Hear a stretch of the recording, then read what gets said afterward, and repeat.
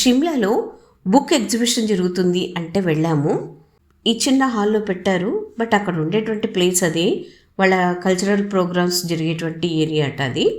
So ఎప్పుడైనా అక్కడే పెడతారట. So ఎట్లా ఉంటుందో చూద్దామని వెళ్ళాం మేము. నాకు కావాల్సిన పుస్తకాలంటూ ఎక్కువగా దొరకలేదు. సో 3 పుస్తకాలు మాత్రం తీసుకున్నాను. ఇవి కూడా ఎందుకు తీసుకున్నాను అంటే, ఇక్కడ ప్రేమ్చంద్ గారివి 50 కథలు ఉన్నాయి కదా, ఇందులో కొన్ని కథలు నా దగ్గర ఉండేటువంటి పుస్తకాల్లో లేవు.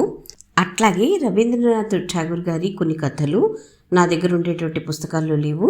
సో వాటి కోసం కూడా ఈ పుస్తకం తీసుకున్నాను. అట్లాగే శరత్ చంద్ర గారి కొన్ని కథలు నా దగ్గర ఉండేటువంటి పుస్తకాల్లో లేవు, కాబట్టి వాటి కోసం ఈ పుస్తకం తీసుకున్నాను. సో ఇట్లా 3 పుస్తకాలు తీసుకున్నాను. ప్రేమ్చంద్ గారు దాదాపుగా 300 కథలు రాశారు కదా. అన్ని కథలు మానస సరోవర్ అనే సంకలనం పేరుతో బయటకు వచ్చేసాయి. అయితే మనకు తెలిసిన కథలు అంటే విడివిడిగా వచ్చి ఉంటాయి కదా కథల పుస్తకాలు, అవి కొన్ని తీసేసుకున్నాను నేను ఎప్పుడో. అట్లా కొన్ని చదివిన కథలు ఉంటాయి, కొన్ని చదవని కథలు ఉంటాయి ఈ సంకలనంలలో.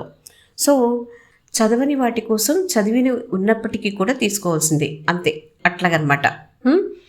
సో అట్లాగే ఠాగూర్ గారివైనా శరత్ చంద్ర గారివైనా ఇట్లాంటి పుస్తకాలలో కొన్ని కథలు మనం చదివినవి ఉంటాయి, కొన్ని కథలు మనం చదవని ఉంటాయి.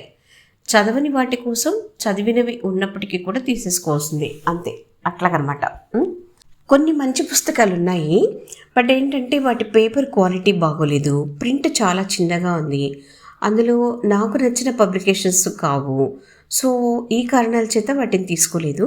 ఆ తర్వాత పణీశ్వర్నాథ్ రేణు గారివి కానివ్వండి, లేదా మోహన్ రాకేష్ గారివి కానివ్వండి, మహాదేవి వర్మ, అగ్నేయ ఇలాంటి వాళ్ళ పుస్తకాలు ఉంటాయేమో అని వెతికాను, బట్ ఎక్కడ దొరకలేదు.